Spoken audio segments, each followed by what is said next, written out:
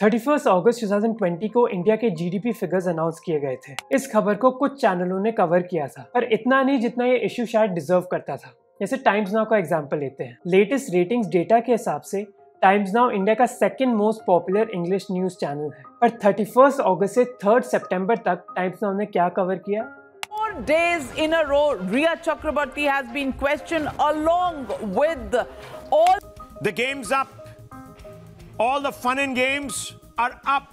Well, big breaking news which is coming in. ED has grilled Sushant Singh Rajput's business associate Varun Mathur. 2 सितंबर को उन्होंने economy के बारे में discuss जरूर किया, पर वो प्राइम टाइम स्लॉट में नहीं था। अब हम ये बोल सकते हैं कि अगर टाइम्स नाउ इस अटेंशन ग्रैबिंग स्टोरी को कवर नहीं करता तो टीआरपी की रेस में वो अपने कंपेटिटर्स से पीछे चले जाता।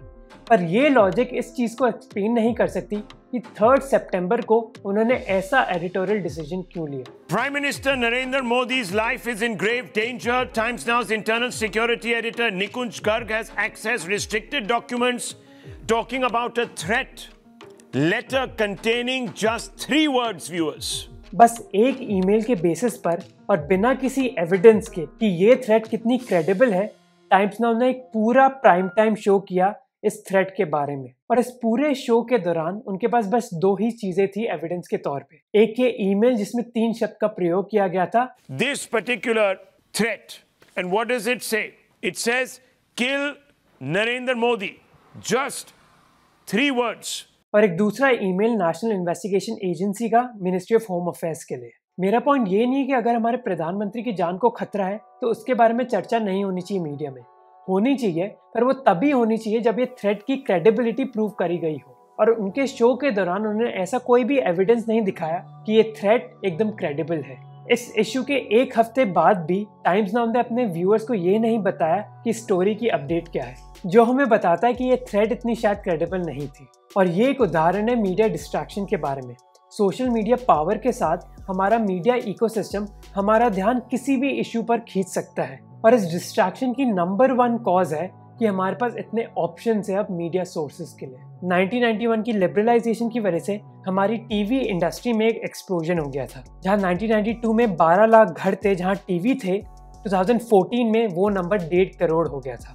मीडिया ओनरशिप मॉनिटर इंडिया के हिसाब से अभी हमारे पास 1 लाख से ज़्यादा रजिस्टर्ड पब्लिकेशंस हैं, 17,000 डेली न्यूज़पेपर्स हैं, 880 सैटेलाइट चैनल्स हैं और 380 से ज़्यादा न्यूज़ चैनल्स हैं 15 लैंग्वेजेस में। इंटरनेट की वजह से नंबर ऑफ स्मार्टफोन यूजर्स में भी बहुत ग्रोथ देखने को मिली है। 68% इंडियंस के लिए स्मार्टफोन्स एक जरिया है उनकी न्यूज़ के लिए। यूट्यूब पर 300 घंटे के वीडियोस हर मिनट अपलोड किए जाते हैं, जिसका मतलब है कि हम जैसे कंज्यूमर्स के लिए बहुत सारे ऑप्शंस हैं।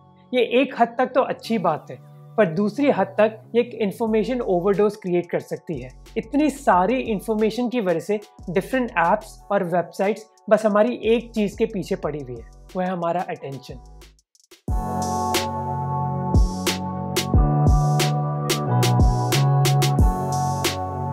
इस अटेंशन की डिमांड की वजह से ही नोबेल लॉरिएट हर्बर्ट साइमन ने एक नया वर्ड कॉइन किया था, अटेंशन इकोनॉमी। इस अटेंशन इकोनॉमी में हम कितने मिनट एक यूट्यूब वीडियो को देखते हैं या फिर कितने सेकंड्स बिताते एक इंस्टाग्राम पोस्ट पर, वो मोनेटाइज किया जाता है। और जितना ज़्यादा हम टाइम स्पेंड करते हैं एक पोस्ट या फिर एक वीडियो में, उतना ज़्यादा एड रेवेन्यू उस क्रिएटर को मिलता है। पर जैसे नोबेल लॉरिएट साइमन ने बताया कि इस अटेंशन इकोनॉमी की वजह से जो हमारी सोच है वो उल्टा रिस्ट्रिक्ट हो गई है, क्योंकि जैसे वो कहते हैं कि wealth of information creates a poverty of attention. यानी कि जितनी ज़्यादा इंफॉर्मेशन होगी उतना ही कम हमारा अटेंशन होगा किसी भी एक चीज़ पर।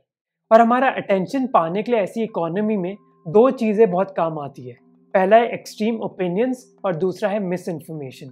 और रिसर्च के हिसाब से ये दोनों ही टूल्स बहुत इफेक्टिव होते हैं हमारे अटेंशन के लिए। एक रीसेंट स्टडी ने दिखाया कि वो इन्फ्लुएंसर्स जो ज़्यादा पोलराइज कंटेंट ट्वीट करते हैं, उनके पॉपुलर होने की संभावना ज़्यादा होती है। अब इसके बारे में आप खुद सोचिए, अगर आप ये ट्वीट करते हैं कि डेमोक्रेसी हमारे देश के लिए अच्छी है, तो ज़्यादा लोग उस बात पर डिस्कस नहीं करेंगे, वो बहुत बोरिंग इश्यू है। पर अगर आप ये ट्वीट करेंगे कि फैसिज्म हमारे देश के लिए बहुत अच्छा है, तो उस ट्वीट को बहुत सारे रीट्वीट्स मिलेंगे, उन लोगों से जो आपको सपोर्ट देते हैं और उन लोगों से भी जो आपको अपोज करते हैं क्योंकि वो अपना ओपिनियन बताना चाहते हैं। लोगों का अटेंशन पाने के लिए एक्सट्रीम ओपिनियंस के अलावा आप फेक न्यूज़ भी यूज़ कर सकते हैं। कुछ MIT रिसर्चर्स ने स्टडी करी थी जिन्होंने ये दिखाया था कि कैसे फेक न्यूज़ ट्विटर पर 6 गुना ज़्यादा इजीली स्प्रेड कर जाती है सच के मुकाबले। तो हमें ये पता है कि हम ऐसी दुनिया में जी रहे हैं जहाँ इन्फॉर्मेशन ओवरलोड है। दूसरा कि हमारे अटेंशन को मोनेटाइज किया जा रहा है। तीसरा कि अटेंशन को पाने के लिए बेस्ट तरीका है फेक न्यूज़ को यूज़ करना और एक्सट्रीम ओपिनियंस को। तो अब हम देखेंगे कि इन सारी चीज़ों को एक्चुअली प्रैक्टिस में कैसे यूज़ किया जा रहा है। और इसका बेस्ट एग्जाम्पल है स्टीव बैनन, जो फॉर्मर चीफ स्ट्रेटेजिस्ट थे व्हाइट हाउस में डोनाल्ड ट्रंप के। और उन्होंने एक टेक्निक यूज़ करी थी जिसको कहा जाता है जोन फ्लडिंग। 2018 में उन्होंने रिपोर्टेडली कहा था कि the real opposition is the media and the way to deal with them is to flood the zone with shit.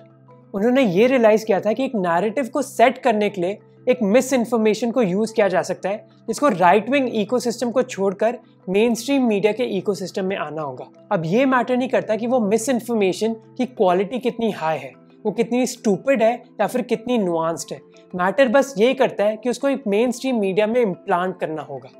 और ये जोन फ्लडिंग 3 तरीकों से मदद कर सकती है। पहला है कि सिंपली डिस्ट्रैक्शन, कि कुछ न्यूज़ चैनल्स इसको रियल न्यूज़ समझ के इसके बारे में डिस्कस करने लग जाएंगे और दूसरे न्यूज़ चैनल्स इसको फैक्ट चेक करने लग जाएंगे।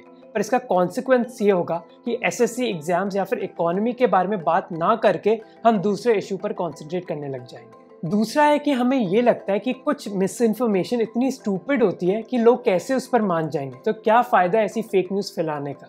पर वास्तव में फेक न्यूज़ डिफरेंट लोगों को फूल कर सकती है, जैसे हमने कई एग्जाम्पल्स में देखा है। तो 3 बातें बताई गई हैं कि उसमें नैनो टेक्नोलॉजी, GPS का इस्तेमाल है। अगर एक जगह पर बहुत सारे नोट एक साथ पड़े रहेंगे तो न सिर्फ जो कानूनी तौर पर कार्रवाई करेंगे ना उनके पास सिर्फ, बल्कि इनकम टैक्स डिपार्टमेंट में इसका सिग्नल जाएगा। और ये टेक्निक आजमाई जाती है नाइजीरियन ईमेल स्कैम्स में। इस स्कैम में यूजुअली एक ईमेल भेजा जाता है जहां ये बताया जाता है कि एक नाइजीरियन किंग थे जिनकी मृत्यु हो गई है और उनकी विल में उन्होंने अपनी पूरी जायदाद आपके नाम में रख दी है। अब इस जायदाद पर अपना हक जताने के लिए आपको $500 भेजने होंगे इस अकाउंट पर 2 दिन के अंदर। अब आपको शायद लगेगा कि ऐसे ईमेल पर कौन बिलीव कर लेगा और कौन $500 एक्चुअली भेज देगा, पर कई लोग ऐसा करते हैं। 2009 में ऐसे फ्रॉड्स की वजह से लोगों ने करीब $9 बिलियन खोए। और माइक्रोसॉफ्ट की रिसर्च के हिसाब से ये स्कैमर्स एक्चुअली बहुत स्मार्ट होते हैं, क्योंकि ऐसे ईमेल्स लिखकर वो बस उन लोगों को ही अट्रैक्ट करते हैं जो एक्चुअली इस बात में बिलीव करेंगे। और तीसरा फ़ायदा इस टेक्निक से हो सकता है कि अगर आप इस मिस इन्फॉर्मेशन को पहली बार बिलीव नहीं करेंगे तो शायद दूसरी बार या फिर तीसरी बार या फिर चौथी बार जब ये मिस इन्फॉर्मेशन आपके फ़ोन में आएगी तो शायद आप उसको बिलीव कर लेंगे। ये टेक्निक एक फिनोमिनन को यूज़ करती है जिसको इल्यूजरी ट्रूथ इफेक्ट कहा जाता है, यानी कि अगर आप किसी चीज़ को रिपीट करेंगे बार बार तो हमारा ब्रेन उसको ट्रूथ की तरह परसीव करने लग जाएगा। तो अगर आप ओवरऑल देखोगे तो जोन फ्लडिंग एक बहुत इफेक्टिव टेक्निक है, वो बहुत लो कॉस्ट है और उसके रिवॉर्ड्स बहुत हाई हैं। ऐसी टेक्निक का ऑब्वियस कॉन्सिक्वेंस है कि हम मेन इश्यूज़ के बारे में बात ही नहीं कर पाते। सुशांत सिंह राजपूत से कंगना रनौत के बारे में बात चली जाती है और इस ब्रेकिंग न्यूज़ एनवायरनमेंट में हम एक सेंसेशनल हेडलाइन से दूसरी सेंसेशनल हेडलाइन तक चले जाते हैं जहां हम इकोनॉमी और जॉब्स के बारे में बात ही नहीं कर पाते। दूसरा कॉन्सिक्वेंस है कि इन्फॉर्मेशन ओवरलोड की वजह से जहाँ कई सारी मिस इन्फॉर्मेशन है, हमारा भरोसा चले जाता है मीडिया के ऊपर से। यूनिवर्सिटी ऑफ शिकागो की स्टडी के हिसाब से 60% अमेरिकन को सेम इवेंट के बारे में डिफरेंट रिपोर्ट्स दिखती हैं। 41% से कम अमेरिकन मीडिया पर ट्रस्ट करते हैं और इंडिया में ये परसेंटेज बस 36% है। इसका ये मतलब है कि ऐसी दुनिया में जहाँ कोई कॉमन सोर्स नहीं है इन्फॉर्मेशन की, हम सारी इन्फॉर्मेशन अपने ट्राइब के पर्सपेक्टिव से देखते हैं। तो हम उसी न्यूज़ को पढ़ने की कोशिश करेंगे जो हमारी ट्राइब या फिर हमारी आइडियोलॉजी को सपोर्ट करती है। ऐसे माहौल को अथॉरिटेरियन लीडर्स बहुत इफेक्टिवली यूज़ कर पाते हैं, क्योंकि जब कोई एक कॉमन अंडरस्टैंडिंग नहीं होती है ऑब्जेक्टिव ट्रूथ के बारे में, तब कोई भी अथॉरिटेरियन लीडर मीडिया नैरेटिव को ट्विस्ट कर सकता है अपने पॉलिटिकल गोल्स अचीव करने के लिए। इसीलिए जब डोनाल्ड ट्रंप को 2019 में इम्पीच किया जा रहा था, the nays are 198, present is 1, Article 2 is adopted. इसके बावजूद कि एक इम्पीचमेंट ट्रायल किसी भी लीडर की पॉपुलैरिटी को बहुत बुरी तरह इफेक्ट कर सकता है, डोनाल्ड ट्रंप की पॉपुलैरिटी इतनी इफेक्ट नहीं हुई। और ये हम इंडिया के कॉन्टेक्स्ट में भी देख सकते हैं। आज जब हमारी जीडीपी गिर रही है, कोविड के केसेस इंक्रीज कर रहे हैं और चाइना के साथ अग्रेशन बढ़ गया है बॉर्डर पर, इसके बावजूद नरेंद्र मोदी की जो पॉपुलर अपील है उस पर इतना इफेक्ट नहीं हुआ है। ऐसे माहौल में जब पूरा मीडिया इकोसिस्टम हमारे अटेंशन को डिस्ट्रैक्ट करने की कोशिश कर रहा है, हम ये कंट्रोल नहीं कर सकते कि वो हमें दिखाते क्या है, पर हम ये ज़रूर कंट्रोल कर सकते हैं कि हम उस इंफॉर्मेशन को प्रोसेस कैसे करते हैं। इसलिए डिस्ट्रैक्ट ना होने के लिए हमें अपने इमोशन से नहीं बल्कि रीज़न से रिएक्ट करना चाहिए। डेमोक्रेसी ऐसा पॉलिटिकल सिस्टम है जहाँ सिटीजन से बहुत डिमांड करी जाती है। इसका मतलब ये नहीं है कि आप 5 साल में एक वोट देंगे और आपकी ड्यूटी हो गई, बल्कि डेमोक्रेसी रिक्वायर्स कांस्टेंट वर्क। आपको कॉन्स्टेंटली अपने लीडर्स को अकाउंटेबल रखना होता है और वो क्वेश्चंस पूछने होते हैं जो आपके लिए मैटर करते हैं। और ये हम सभी के लिए एक चैलेंज है कि चाहे मीडिया किसी भी इशू के बारे में बात करती रहे, हमें हमारे रिप्रेजेंटेटिव्स को उन इश्यूज़ पर अकाउंटेबल रखना चाहिए जो हमारे लिए मैटर करते हैं, ना कि उन इश्यूज़ के लिए जो हमें दिखाए जा रहे हैं।